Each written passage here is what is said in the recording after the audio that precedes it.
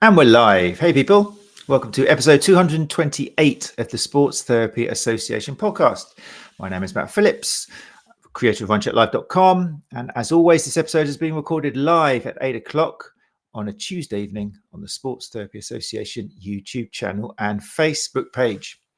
In this part two of our Focus on Women's Health Month, entitled Menopause, Bone Health and Muscle Mass, I will very shortly be joined by special guests Christine Bird Jo McEwan, co-founders of Menopause Movement.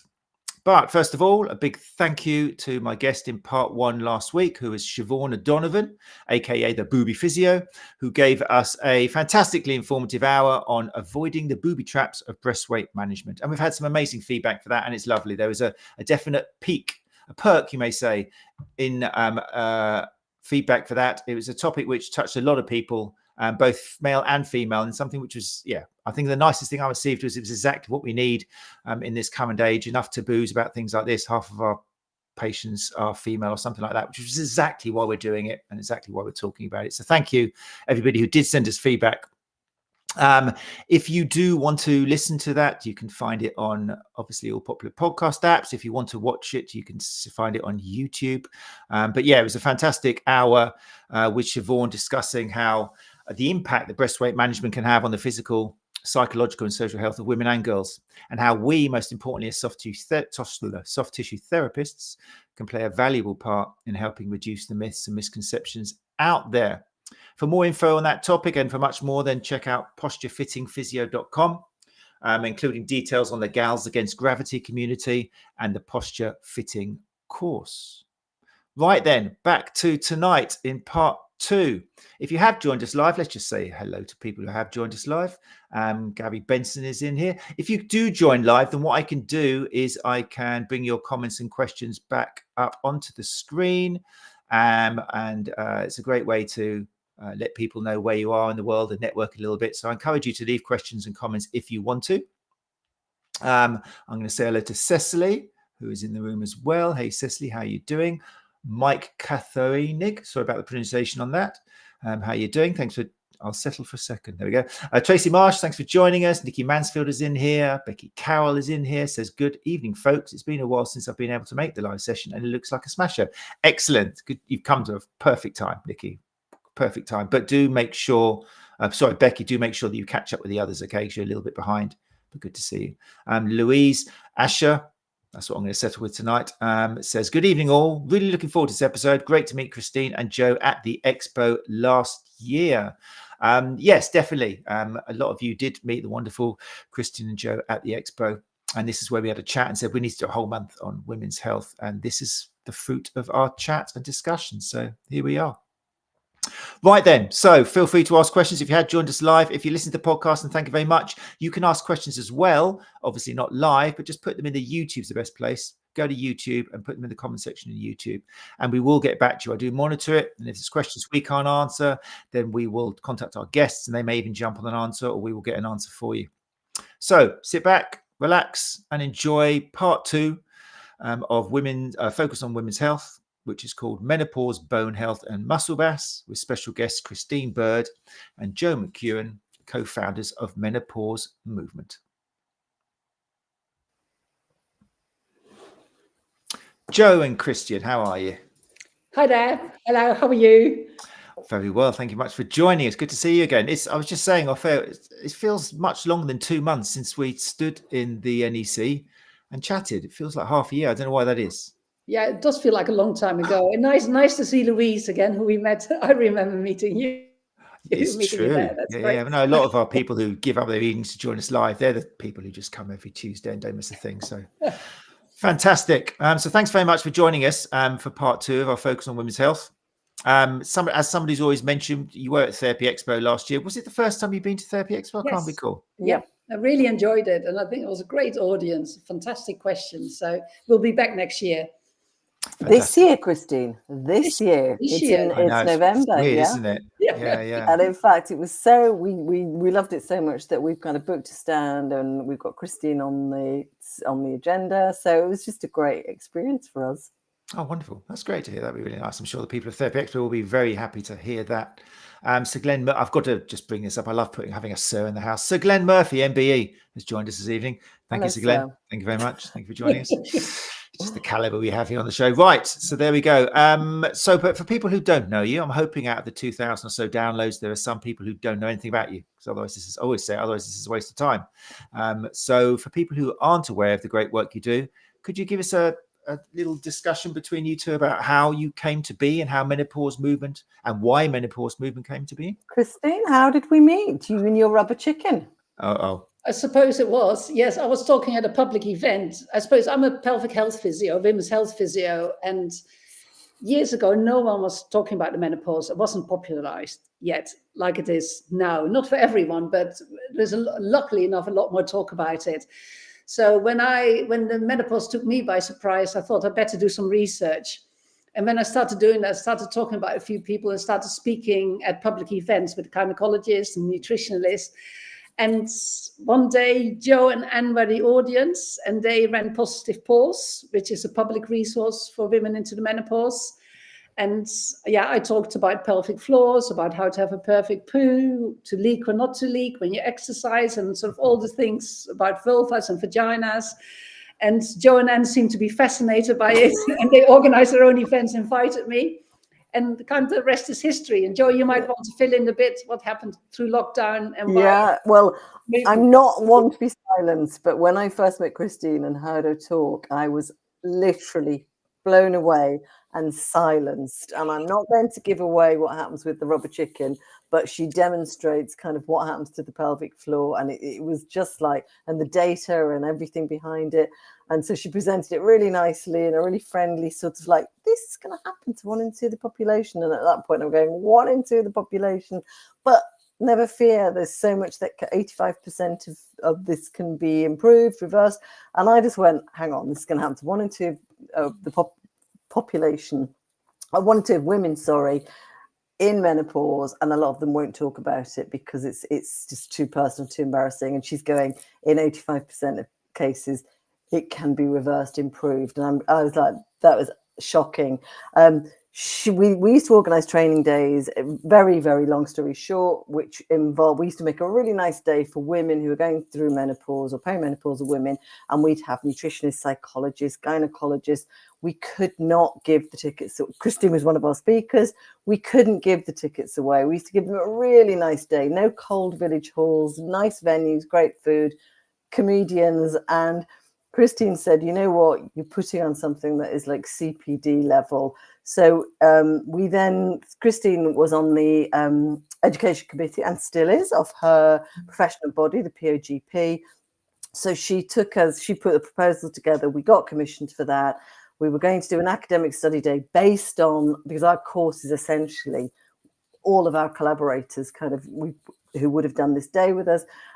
Christine, we got commissioned. We were going to do this big in-person event.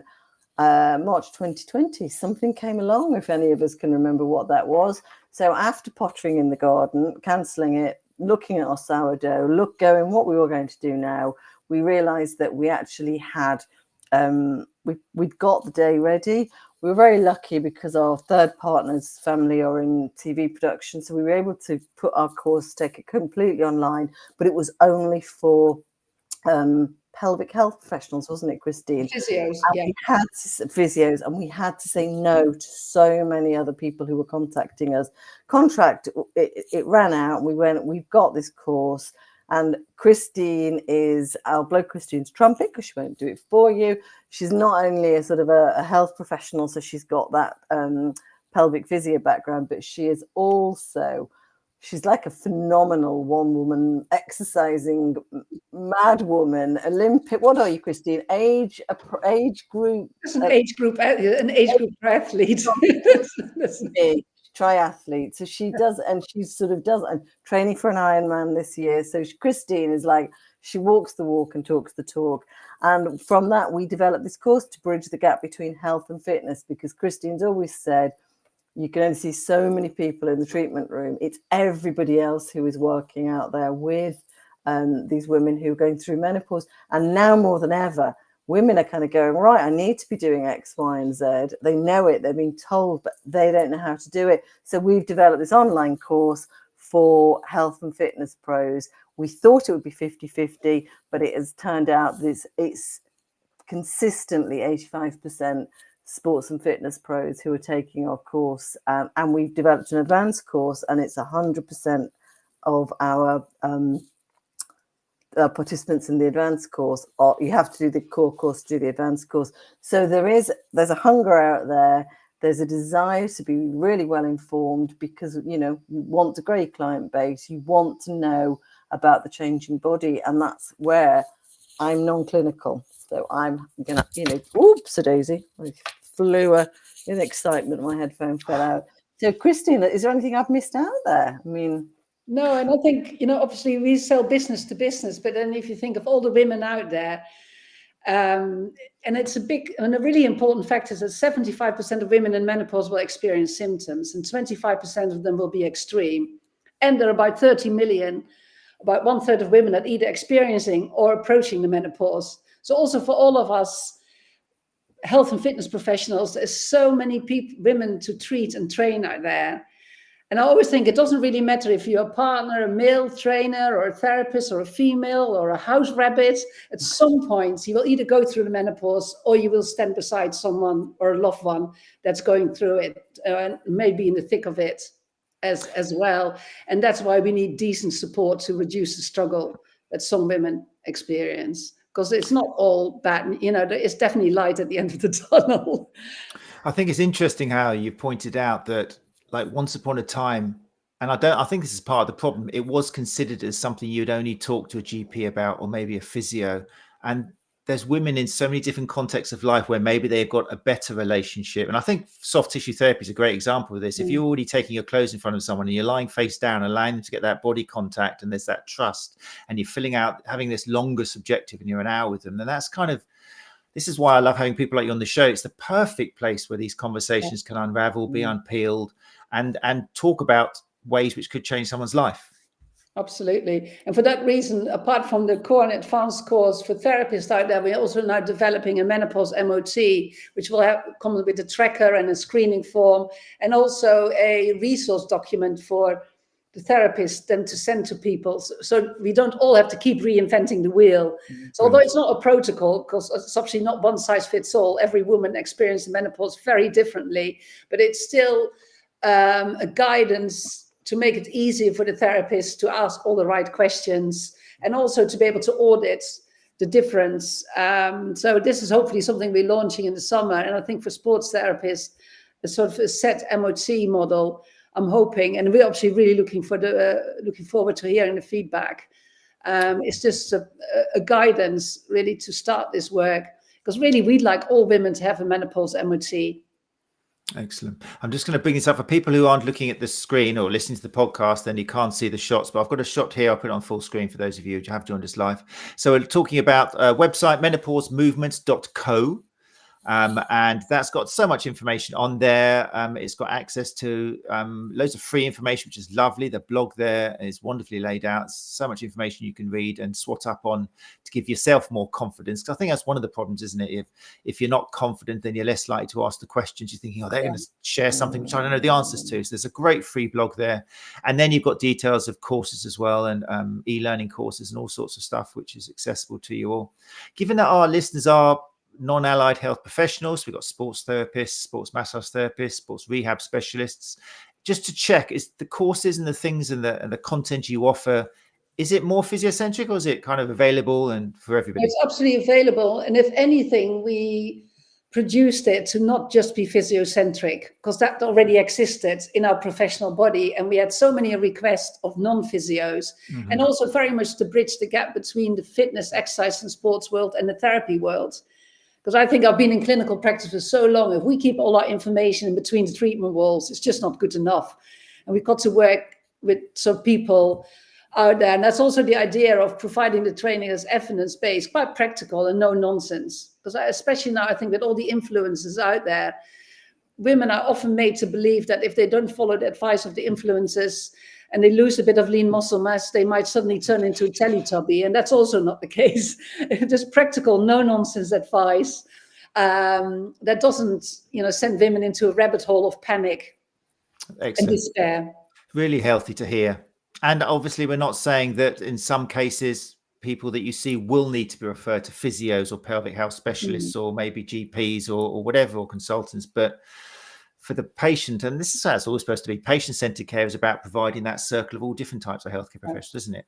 Absolutely. Catering for the need of the patient, not for just because you've got the certificate on the wall. Brilliant. Yeah. Okay, thank you for that. Amazing. People are already commenting on here. Cecily Hislop says, I've already had a GAWP at the website. Of course you have, Cecily. And Louise Asher says, yes, please, menopause MOT. We've got a lot of people joining us tonight. I think this topic obviously interests an awful lot of people. And tonight in particular, we're talking about menopause, bone health, and muscle mass. So let's start off, let's get knee deep in that. So is it a topic which you find women or patients as well as therapists are not that aware of? Well, I'm sure you're a sports therapist, probably more so than a lot of physios, because sometimes I think physios miss out on some of the rehab, more holistic rehab concepts. But muscle mass definitely does become more important into the menopause, because estrogen, so our main female reproductive hormone, declines into the menopause. It fluctuates like crazy to start with, and then we continue at a very low level. And basically, estrogen is an anabolic steroid. So it helps our rebuilding, our restoring. So without that, we do really need to bring in new stimulus to maintain that lean muscle mass, which can be strength training, interval training, bits of nutrition, sleep. But again, it's also not, if women don't lift very, very heavy shit, it doesn't mean they are going to turn into a Teletubby. I kind of always want to go back to that again. There's lots of different ways of doing this. And some women start at a very different place than other women as well. And the way the women that really start to exercise will probably have initially more benefit than the women that are already performance-minded and exercise a lot. But there's one small study that I absolutely love, and some of you might have seen the MRIs going past on Instagram as well. But basically the authors of that study claim that muscle mass will save your life. And I don't know if you've seen, but I can put a link in the show notes, Matt, after the show. And so basically, for a muscle fiber, when you're sedentary, without sufficient stress, muscle fibers die, leading to loss of muscle mass. It's as simple as that. So what this study did, they looked at fitter older athletes, and half of them were women, and they were all in the menopause, who exercised hard 4 to 5 times a week. And on the whole, we often associate aging with the loss of lean muscle mass and strength, but most of those studies actually look at relatively sedentary adults. So that always leaves the question whether these changes are really associated with menopause, with aging, or is it kind of disuse atrophy? Is it sedentary behavior? And when they compared the intermuscular fat, subcutaneous fat of middle-aged athletes, elderly athletes, and the elderly sedentary person, the difference was absolutely staggering. So the 40-year-old triathlete compared with the 70-year-old triathlete in terms of intermuscular fat and subcutaneous fat were very similar and still had a lot of lean muscle mass. As the relatively sedentary person had so much intermuscular fat. And this was the same for the women as well. And if you then consider that women already have accelerated lean muscle mass decline and being sedentary, that's the bit that we want to change, really. And what really makes me sad at times is still the societal acceptance that women are fragile. Like a little fragile old lady behind a Zimmer frame with no bum in her trousers is still accepted. And we really want to change that. So it's sarcopenia, it's atrophy, real atrophy of the glutes. And that is, aging is inevitable, but fragility absolutely is preventable. And I suppose menopause movement vision is very much on having lots of 80, 90-year-olds walking around with bumps in their trousers, upright and not behind a Zimmer frame. That's what makes us very happy. Fantastic. No, I love that. Aging, you said aging is inevitable, but fragility is defensible. Yeah. That's a great message. Especially in women, there is still societal acceptance that's okay, and it's not okay because we want women to feel powerful into the menopause. and beyond, of course. Excellent. So sticking on the subject of muscle for the moment, then, let's imagine that somebody has come to clinic. Yeah. What should, because it's not necessarily an age thing, is it? I think this is one of the mistakes therapists make as well. But what are some of the red flags and questions that therapists should be asking to see whether these symptoms that are being presented to them could be connected with perimenopause or menopause? What should you be looking out for in terms of muscle mass? In terms of muscle mass, I think one of the early symptoms of the menopause are musculoskeletal, especially multiple joint problems. And I think women often confuse that. And of course, that often goes together with fear of exercising. And fear of exercising often leads to reduced exercising and not necessarily to modifying exercise, what we would like women to do. So I think that's probably one of the first points to look out for if women get multiple joint problems, which is probably an early sign of perimenopause, and then do less exercise because of fear of injury. And that fear of injury is real because estrogen is a natural anti-inflammatory. So they are more likely to have more joint problems. There's often sleep disruption as well. And of course, if you've got less estrogen, if you've got less anabolic steroids, you need a little bit more sleep for that extra recovery. But that's often disrupted into the menopause. So it is quite a balancing act in that perimenopausal period when everything goes up and down. And I think that's when women really benefit from some guidance to have the confidence to keep that lean muscle mass going. And of course, then when big muscles pull on bones, bones are reactive. That's what keeps our bone health. But in terms of questions to look out for in terms of bone health is very much going back to women's history as well. Because basically we peak in our bone health when we're about 30. So any of us over 30 here, we're slowly listening to this. We're slowly losing bone mass while we're listening to this. And that's obviously something we want to reverse as much as possible, with some impact, with some strength, sort of enough to keep that bone structure going. And we've got blogs on this on our website as well that are worth checking out. What sort of questions to ask, what women need screening. We feel very strongly that a lot of women, probably all women over 65 need bone, unless they're on HRT. If they're not, probably need bone mass screening. We would like it to become like a mammogram. You have your breast checked, but you also have your bone health checked.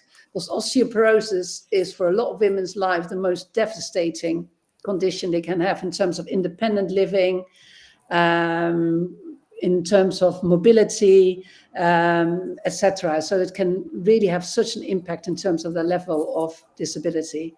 And that starts really in your 20s. That's when you want to put your money in the bank, in your bone bank, really. And then, so it's not something, okay, the first 3 years of the perimenopause, you get an accelerated decline. But the more you got in the bank beforehand, we always look at it as an overdraft. You really want to kind of not be in the red at the start of the menopause. There's so much to it, isn't there? And it differs so much on the population or the people you're seeing, because I guess from what you've said, with an athlete coming in, symptoms could be disguised considerably because they think that the tendinopathies they're getting, for example, could be related to the fact that they're training really hard. So as a therapist, you've got to spot and see whether, hold on, is this all down to load, or could this be something else going on there? So you've got to ask the other questions that could be kind of red flags. I think Matt is a really good example as well, because like a couple of months ago, I treated a lady that is a really good runner. She's still racing age group 5Ks pretty fast. And she had a DEXA scan and she was absolutely devastated. She's always been fit. She's always done impact and she had very low bone density. But then if you sort of ask her, she had all the risks. She had an eating disorder when she was younger. She always had was relatively low weight. And all the movements she did was very linear. So although the impact was great, it was always in one direction. So she really needs to kind of diversify what she does, do more plyometric, jump up and down, forward, backwards, add some strength training. But it's taken her quite a long time to kind of really change her routine of just wanting to put her trainers on and running out the door, and that she can't get away with anymore. But I met her running in the park the other day, and she said she's still not doing her plyometrics. She just wants to go out for a linear run, and that's it. But she's absolutely fallen in love with strength training, and that's kind of good enough, No one kind of ticks all the boxes. Brilliant. Okay, so it's almost I'm just trying to think for our listeners, there's so much information there depending on, there's so many things I want to make sure that we cover. So, okay. So for example, repeat injuries and injuries not getting better, you've really got to pause and think, right, what have I missed here? Because you might have had a quick intro and not done the subjective as much as you could. So the basic questions you've got to ask to see whether there are symptoms or signs of it. Let's concentrate on the early menopause, because you might have missed it because they're younger. You automatically think that, oh, they're not 50 or 45, 50 yet. It's not going to be that.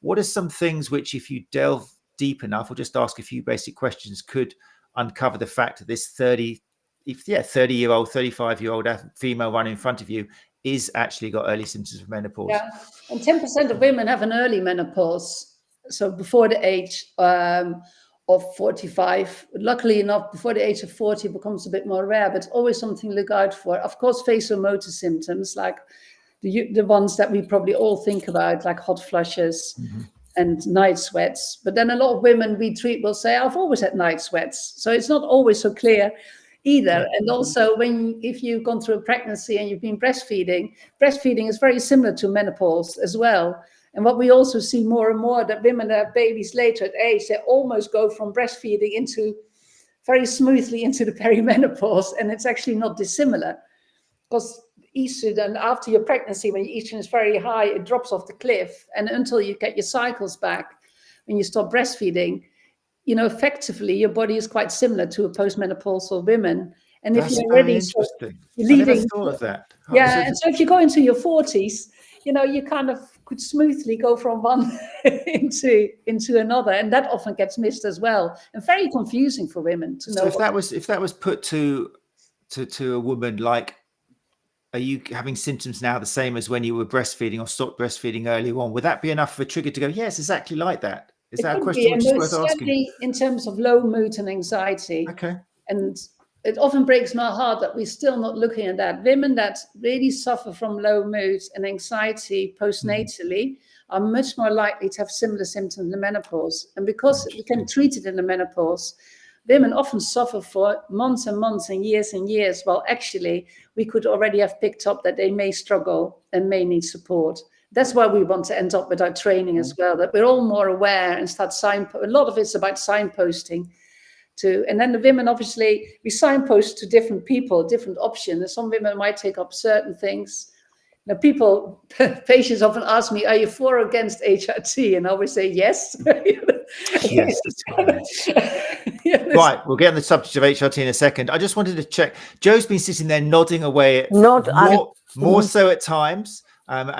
So, Joe, what have you been nodding there with, and what would you like to kind of talk about as well? I think one of the things that Christine just touched upon was the impact of mental health, and I think that women having children later in life, and that combination, that perfect storm almost. They've just had the baby, they've stopped breastfeeding, enter perimenopause, knocking at the door, and they can't not let it in because it is going to come.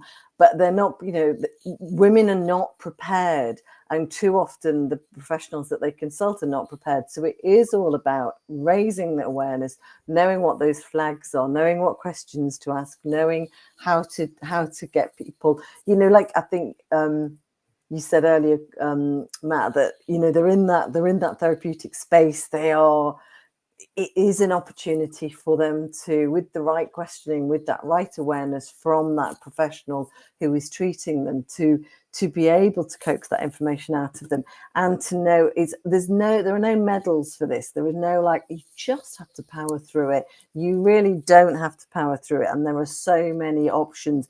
And you'll hear we say it so often. It's individual, it's unique to everyone. No woman will have the same, you look for a combination that can be the same, but the impact isn't going to be the same on your body, on your relationships, on your working life. I mean, it just is. It's multifactorial, and it impacts on so many areas of your life. But there's so much that can be done, and that's what we're all about. Going, look, we're not throwing everything out with babies out with bathwaters, mixing my metaphors there. We're going, right, what can be done here?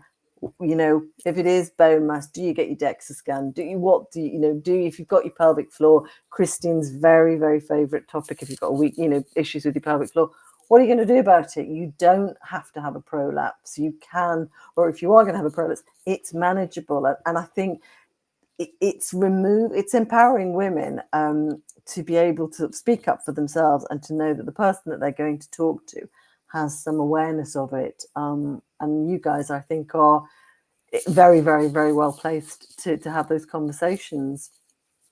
I'm glad you mentioned relationships. There's a question here that Becky's asked. She says, are there any resources you could recommend for specifically men to read? I saw that, and I might have been one? nodding my head at that one. Because this is the other thing, isn't it? Because the men might need some support with it as well, which I'm sure most men will be going, yes, we need some support, because it is a tricky time for partners. Listen, the especially women when you often don't understand it. The women often don't know what they're going through at the moment. That is changing. I think there's much more awareness. Like when Christine and I would have been going through this, I remember the doctor saying perimenopause, and I went, what peri means, not menopause mean. I'd never even heard the word. It's not that long ago. I shan't go into details, but it does impact on relationships, because if you're anxious and these sort of insomnia, it creeps in the night terrors between 1 and 3, prime time for perimenopausal women in the morning.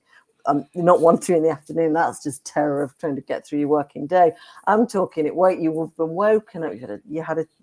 You're just in a state of absolute anxiety, and you're probably not joining the dots. That you're thinking, well, it's work, my relationship, the kids, my parents, etc. Because it's something you hear. It's the sandwich generation, but potentially on the other side of that bed, there's a partner who's thinking, oh my God, the duvet's off, the duvet's on. And I'm not clicheing on that, because as someone who has night sweats, they're deeply unpleasant, and you're boiling hot, duvet's off, wakes your partner up, your partner's got to go to work, your partner's thinking, this woman, she's changed. It's like we all have to kind of find a new normal. So for partners, I don't think there's anything specific. We have another website called Positive Pause. Very good. I know I was going to mention that, Jo. I think your Positive Pause website, which is for the general public, is such a good resource. Which was that, sorry?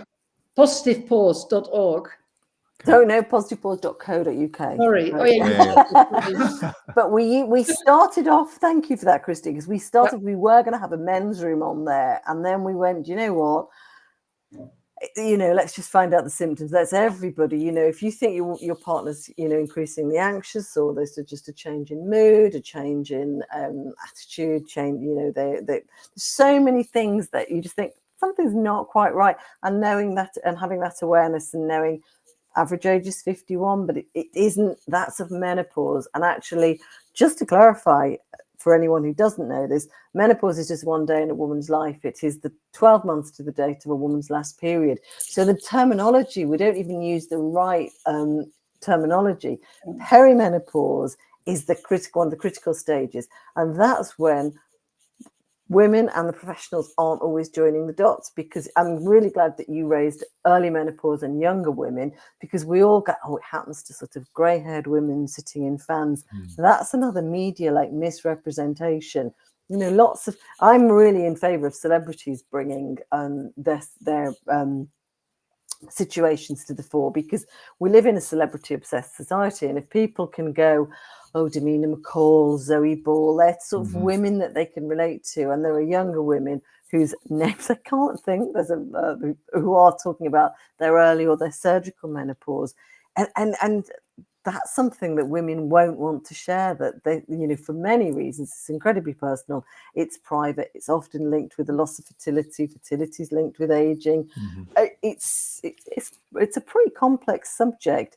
However, there's lots that we can do to sort of normalize it, really, and to bring it into a phase of women's reproductive lives.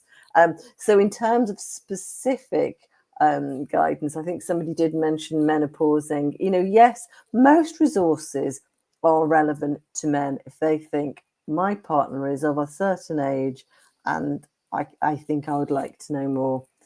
And we do workplace training, actually, and it's the men who ask most of the questions. It's interesting, though, isn't it? Because I would have been seeing Deb with a book with Davina McCall's picture on the cover, because I'm a man and I'm hetero and I've just got that much testosterone in me. But I'm being a little bit sarcastic. But it's just, if we want men to know about it, then it needs to be packaged rightly or wrongfully in a way which men are going to sit and read about it, as opposed to sitting there with a picture of Davina on the front. So I don't know.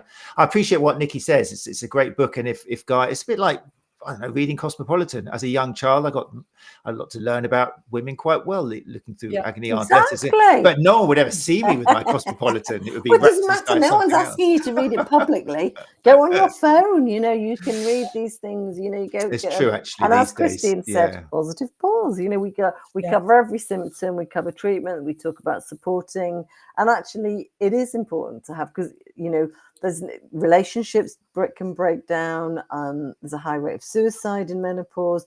All these things can be not mitigated, reduced, or they can be improved, because you know, I think if you know, I think the mental health is a massive issue for women, and I think the more partners know about that, you know, I think often people can, you know, you come out of this post-menopause and suddenly women may have changed jobs, left their jobs, and it's not all bad, given their partner the heave-ho and gone, oh, that was good, that was all right, or kind of afterwards gone, that didn't need to happen. So there's such a misunderstanding for men and like partners in general.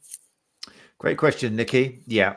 And communication, isn't it? It's about men talking to men as well. That's one of the big problems. If you're suffering with problems with your wife because she's going through this, and yet you meet your friend, male friend, just go, everything right? Yeah, fine, mate. Yeah, watch football and don't talk about it. That's part of the problem. If you actually said, I'm going through this with my wife and I really feel really vulnerable and I don't know how to help her and I feel like I'm not really serving as a husband anymore. Bam, conversation. Other guy goes, oh, me as well. What do we do about it? Have you read Davina McCall? Something like that. You know, this is what. Or talking to other men. Like, I think what you're saying is really, because that's what, you know, we know there's so much about community, and that's one of our menopause movement mantras, that, you know, we're working with sports and fitness professionals who work with women one-to-one and in groups. And there's all that data about saying, you come together, you know, you walk together, you go to the pub together, you do this, you know, the more you talk, the more you normalize it. Oh, Cecily's got a husband who's doing very well. My husband's coping quite well with inane, repetitive questions and brain fog. And that was before the menopause, wasn't it, Cecily? Oh, no. I was going to suggest that's because he was used to it. But yes, my kids got really nice statistics about brain fog, that when they test women into the menopause, they definitely have a reduced word recall and memory. Right. But then if they compare it to men of the same age, even when we drop significantly, it's still better than the average of men. Oh, really? So that's really quite interesting, I think. But of course, in the workplace, we perceive it as, oh my God, I can't remember there's a recall. Well, men possibly, this is probably stereotyping, have got quite used to just talking around it and not beating themselves up about it. So again, I think the brain fog is real, and our brains go through a brain change, because menopause happens in the brain too.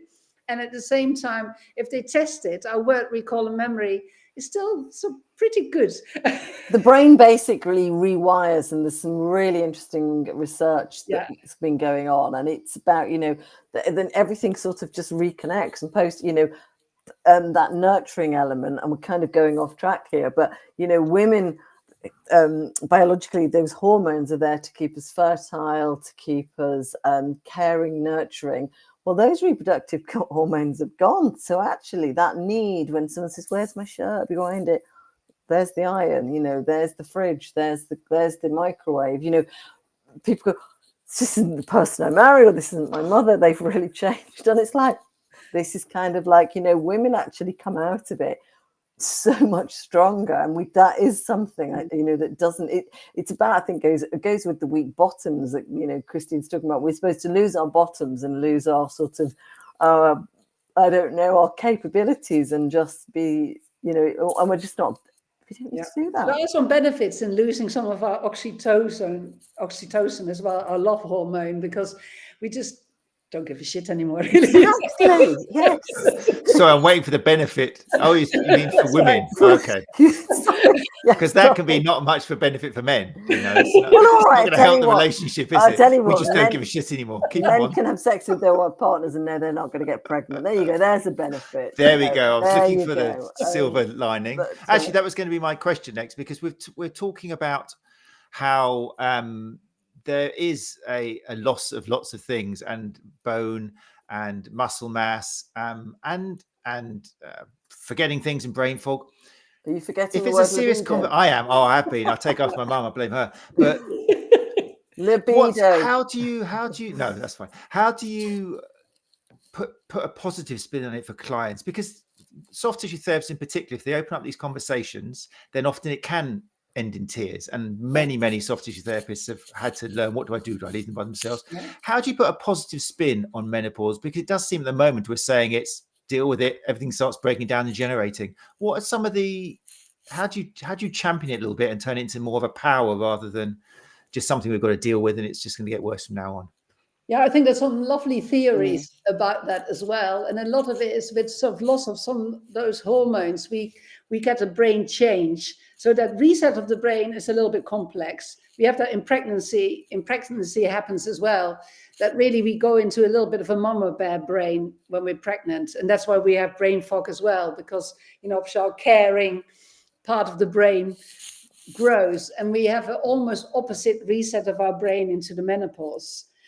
There's some lovely, like one of them is the grandmother hypothesis, and that's not so much about biological grandparents, but in a way, because we don't care so much anymore what people think of us, our oxytocin goes down anyway with aging. That's not just a menopausal thing, that we are actually much more in a place of empathy and not worrying about ourselves, but worrying about, you know, kind of being more of a mentor, looking after our grandchildren, while our sort of all the younger ones can still produce beautiful children or whatever, you know, who genetically probably in a better place to be than we are once we're in our 50s, 60s, 70s, but we play on another role for that next generation. So that's sort of what they call the grandmother hypothesis, very much in, you know, it takes a village to bring up a child. Very good. As a community, there's a real role for women to play, that, you know, when they're less worried about themselves and building their nests, that they play much more of a mentoring. And a lot of women we talk to, it can be such a time of reinventing themselves and having a reset. Doesn't mean it's an easy time. No, It definitely comes with struggles. Christine, if I can come in on the struggles, because I think sometimes too often we all focus on the struggles, and we know that there's, for every 4 women, 1 in 4 women will have absolutely no obvious symptoms at all. But that doesn't mean, and this is really important for you guys to remember, that it isn't having an impact on their hearts, on their brains, and and women who are breezing through it. And women can be very unsupportive of themselves and each other, because it's like, oh, I'm not going through menopause. They are, but they may not be having. We're all focused too much on the hot flushes and the grumpiness and this and that. So that's really important to know. 1 in 4 will have no obvious symptoms, but their body is going through it. So that needs to be accepted. 50, I'm going to go and change my figures here. We've got 3 out of the 4. No, 50%. There we go. It's like a continuum. Will have symptoms that get, you know, some of them will be, it starts to build up. And then by the time you get to that last 25% or 1 in 4, they have the debilitating symptoms, and they're the stories that kind of get the focus and get everybody, you know, it's all over the sort of Daily Mail or what, TikTok or whatever, women going, oh, you know, having this breakdown. Not to denigrate any of the experience, but too often we focus on that far end, and you need to remember what is going on because as Christine's talked about, those hormones that have kept the bones strong, healthy, the brain healthy and protected us. Estrogen gives us that protective factor. It's waning. So there are then things that you do to build so that's why we're talking about building strength, it helps build your bones, build your muscles, it helps with your mental health, and it helps with how you feel. So yes, it all can be a bit of a churn, but there are so many things that women can do, and it will benefit their life outcomes full stop if they sort of start to go. I mean, I'm a great example, aren't I, Christine? Christine's our triathlete. I am the reluctant kind of, oh my God, do I have to exercise? But I know I do cardio, and I really enjoy it now. I do strength. I've always been really good about my diet, but if you're sitting there kind of having drinking too much, eating processed food, there are so many fairly low-hanging fruit changes that you can make in terms of being informed about you know, we all read, oh, you need to eat more legumes, nuts, berries, but you know, to sort of explain to them why this will help. What, you know, if you're going to eat a lot of fried food, yeah, it's going to give you your heart issues, blah, blah, blah, energy, possibly make your hot sweats, hot flushes worse. So it's about education. Who was it? One of the politicians said, oh, Tony Blair, I think. Education, education, education. Everybody needs to be educated. The women themselves, professionals who work with them, and their partners. Mm-hmm. So, but it is very much, as Christine said, it can be the start of something. And it's almost, if not now, when are people going to make those changes? Menopause is a little bit of an opportunity to reset. And I think we should frame it as that and go, yep, you've got there now. What are you going to do to be in the best health post-menopause, especially in the world that we're living in, and in the, you know, your GP, you get 10 minutes with them. I think somebody's just asked a question about the GPs. Why is it so difficult to get HRT out of the NHS GPs? Contraception pills. I think that would very much, Becky, depend on who your GP is. Most GP practices now should have a menopause trained GP. If you're not happy with them, ask to see another one, because familiarize yourself with the NICE guidelines, which will tell, there's a patient version of the NICE guidelines, which again, we'll send you a link to. Read it. And also, NICE guidelines have just been updated. Oh, Christine has had a part in it. I'm sorry, Christine, I forgot. Yeah, I know, but I think it's so important, and I was so helpful also, because I've got to bring at one point, before we run out of time, bring in vulva-vaginal and bladder health as well, and especially in terms of topical local vaginal estrogen, because what is a really big mouthful, but genital urinary syndrome of the menopause, GSM, is so miserable. You know, sex can be painful, can be dry, but also sitting might be painful. You can't sit on your bike seat anymore. It can be itchy, it can be painful, and it's so treatable with pelvic floor muscle training and local topical vaginal estrogen. And even if women are reluctant to take systemic HRT, so for your whole system, which has some very small side effects, local topical estrogen hasn't. And what I was really helpful that Joe was talking about, even if you don't have symptoms, menopause still impacts your body. And often by the time the symptoms come out, like osteoporosis, the boat sailed many years ago. And the same with vulva and vaginal atrophy as well. It might start when you're 41, but you might not get symptoms until you're about 50, 60, and you get urinary tract infections and all those things that women suffer with and don't always get prescribed hormone replacement, which is so effective and so safe as well in terms of the topical local one. And I like to think that GPs are getting much better at prescribing HRT, but bringing in the guidelines and showing the guidelines, I think, is a really good step forward. Because that's their guidelines. That's telling them what they are able to prescribe. Mm-hmm. So, you know, the patient brings it in. I mean, I know they all hate Dr. Google, but this is the NICE guidelines, and there is a patient's version, very readable, and it sort of recommends that you. And this is something you could share with your clients, your patients, that you basically bring a checklist in and say, this is what I'm experiencing, this is the impact, because you're going in there, you've got 10, 20-minute appointment, you need to have some sort of resolution. And I think Louise said there's a 3-month waiting list. I think that's down to sort of restrictions on the service and aging population. People like Davina bringing this out, and so people are now looking for help where previously they possibly didn't. I think it's a bit of I don't know, you know, when something's it's a victim of its own success, maybe some of this publicity. We have to keep knocking on doors. Yeah. Essentially, if we all keep knocking on doors and putting pressure on, hopefully it will change. But it is frustrating that access is so poor. Christine, can I just ask about the topical estrogen? That's now available. You don't need to wait for your GP, do you? They can talk. People can talk. When you're over 50, you can buy it over the counter as well. When you're over 50, yeah. I wanted. It doesn't do it justice, but I wanted to spend 5 minutes just to talk about HRT, which we touched on earlier on. It's not for everybody, but it can be a savior for some people. Again, how are women supposed to decide whether it is going to be something suitable for them or not? I think the hardest thing about this is there's no black and white answer to this. And it's often for women more a philosophical decision as well. Of course, the medical world sometimes looks more at pure symptoms. And of course, what we look at more is really optimizing women's health, as in thriving rather than surviving. I know that's becoming a bit of a cliche, but it still really matters.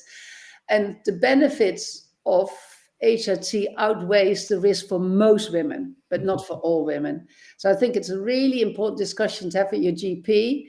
The British Menopause Society has got a directory of people that registered with them, and if there's someone in your local area, and also if people can afford it, but it's often very helpful to have one consultation with a private practitioner, and after that they can put a prescription. Now there is a pathway back into the NHS as well, and if you can afford that one prescription, I think it's so worth your while.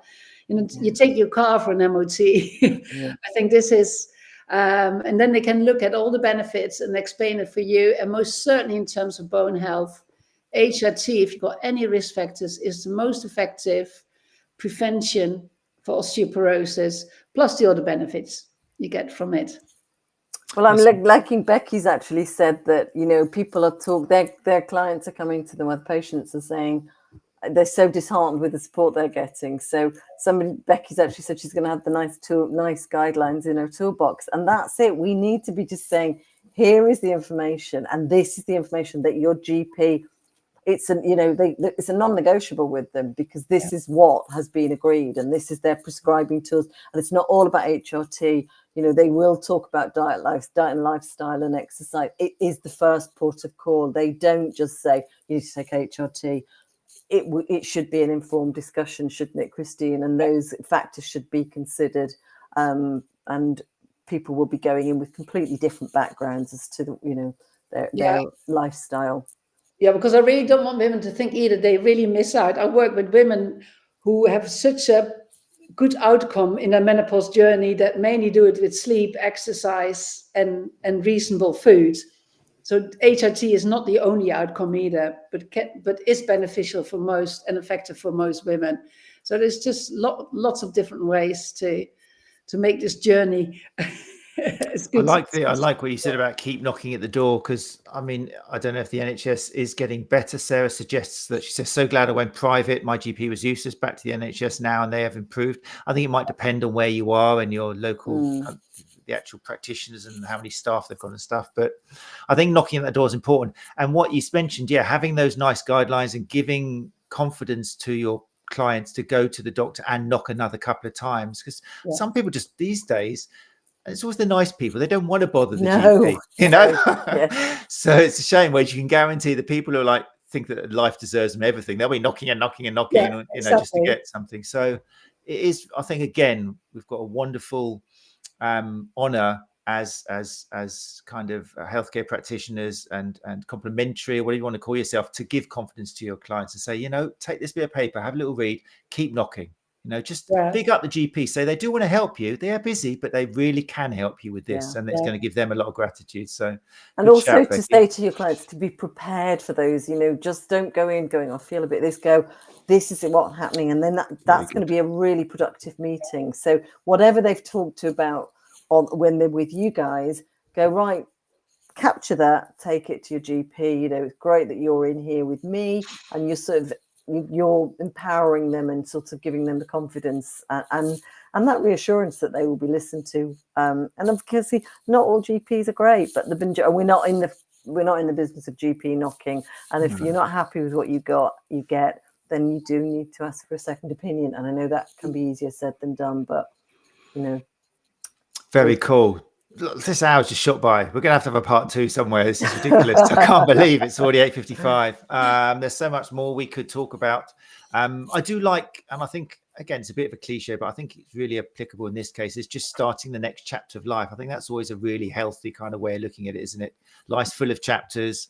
Some are sad, some are happy, some are full of romance, some are full of death. It's just a chapter, and that's what makes up life. So I think that's quite useful. Right. Amazing questions, people. Thank you so much, people who joined us live. So if people have, obviously, they've loved listening to you and they want some guidance from you, the website, which we mentioned before, menopausemovement.co, has got loads of information on there. Tell us a little bit about the courses and things that people can do with you as clinicians. What have you got out there? Christine? Yeah, okay. Yeah, so we've got the core course, which has a combination. Again, it's all multidisciplinary. So we've got a gynecologist, a nutritionist, a dietitian, a psychologist, myself talking about pelvic floors, bladder, prolapse, etc., and also a strength and conditioning part. And that's the core, really. Then we really felt the need to develop the advanced. And I just chip in, currently you get 4 𝐶IMSPA CPD points, yes, which we're hoping is going to go to 8, but it is 4 currently. Very nice. And then the advanced course, we just got our 𝐶IMSPA accreditation as well, which is great. 4.5 points. Yeah, and that one goes much deeper in terms of rehab and strength and conditioning. So I think for your membership, that's a really relevant course, because we didn't dive in deep enough in terms of the evidence base around it and what makes it different in the menopause to your other clients. And then, like, the really exciting development at the moment is the MOT, which comes with the tracker, with all the right questions, the screening, which hopefully will make the process much easier for therapists to put into place, and opens doors for women as well. Did you say that's being developed or something? Yeah, so it will definitely come out this year. So in the next couple of months, we're quite a long way down, but we haven't put a date on it yet. But anyone who subscribes, if you go to our website and subscribe to our newsletter, then you will get all the information when that comes out. And I hope within the next couple of months. But I'm always a bit too optimistic, and Joe will tell me to. Sounds like a wonderful partnership.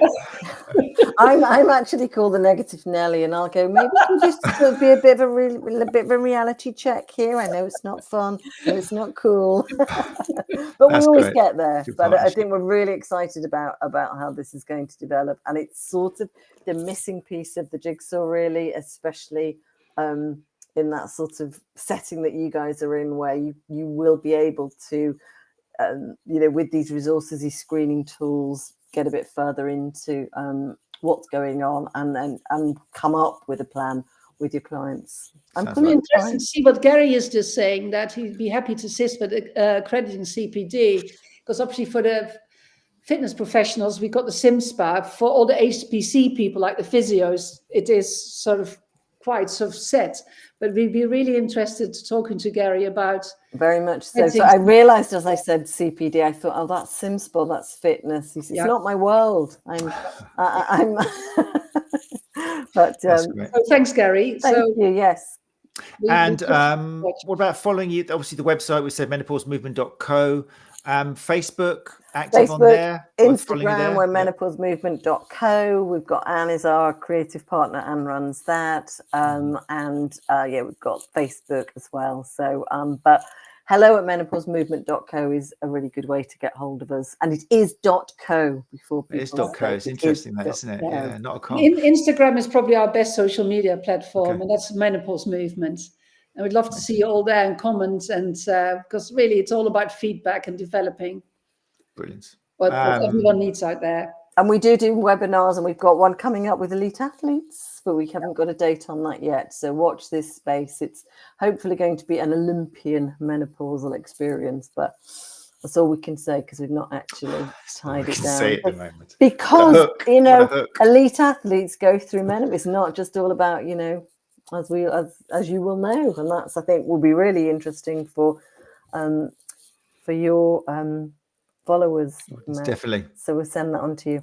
Fantastic. Yeah, we'll keep everyone up to date with that. If you listen to the podcast and you want to be part of this conversation, then like I said before, do use YouTube. I mean, go to these places and follow our guests on social media. But if it's specific to this, then go to YouTube and put something in the comments there. I'd love that to get used a little bit more as well. Because the great thing about YouTube is it just stays alive forever, as opposed to Facebook, which disappears. It will be there. It will come up in Google results. Every question you put there and every answer will help fuel information to other people. So do use YouTube if you want to. Right. There we go. Thank you so much. I've got people in the live lounge just demanding a part 2 now, so we'll have to have a chat about that. But it's been a wonderful, encapsulated so many different topics to do with menopause. So thank you so much for that. Thank you. Really, really great. And thanks for all the good questions and comments as well. Yeah, thank you to everyone for your comments and sharing what you've been through. It's going to continue. It's going to continue. Fortunately, not with your two lovely selves, but we're going to continue the whole focus on women's health. Next week, we're going to, this is going to be episode 229. We are going to spend an hour with Michelle Lyons, which a lot of our listeners will be aware of and know. Michelle is going to be focusing on pregnancy-related back and pelvic pain. Which is going to be exceptional. I know you two know Michelle very well. It's going to be a lovely hour as well. So I encourage you, listeners of the podcast, I'd really encourage you if you can. I know not some people work, but if you are free on a Tuesday at 8 o'clock, then come along like our listeners here and share your experiences, particularly with topics like this, because it's so, all my guests say it's so nice to see people enthused and asking great questions. So if you're one of those people who's got questions and it affects you, then come along. And join us for that. And then the week after, which is going to be February the 25th, and that'll be episode 230. We have special guest Dr. Gemma Parry, who some of you will know from Therapy Expo again last year, who's a performance specialist and research associate at the University of Bath. I said Bath there, my wife will be so proud of me. University of Bath. And she's going to be talking about developing female athletes. Women are not small men. So really focusing there on helping young women, girls, older women who are athletes, and looking at the research and how far we have come from the days when all research was done by men and therefore talked about men.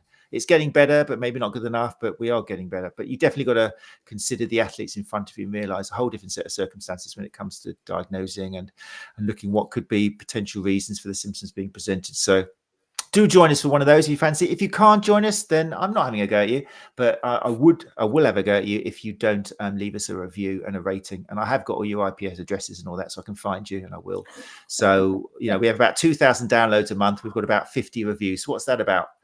1,500 people a month are just not listening to me. So if you listen to the podcast, please leave a review. Thank you. There we go. Right. On that note, thanks everyone who joined us live. Nikki Man, it's such a lovely community. I love these so much. Nikki Mansfield says, brilliant chat room activity this evening. Loving you ladies too, and you fellas too, of course. Thanks for being inclusive there. And thank you for your lovely comments. We haven't been able to respond to them, but please do follow us and we will be in touch. And thank you so much. And we'll be back, Matt. We'll be back. We'll be back. As somebody else has once said. Fantastic. Yeah. No, we'll look forward to that. Right. We will be back next Tuesday. If you can join us, as always, 8 o'clock on either YouTube, Sports Therapy Association YouTube channel, or if not on Facebook. Just once again, thank you to Jo McEwan and Christine Bird of menopausemovement.co. And thanks everyone. Take care and hope you see something. Brilliant. Thank you. Thanks a lot, everyone. Bye-bye.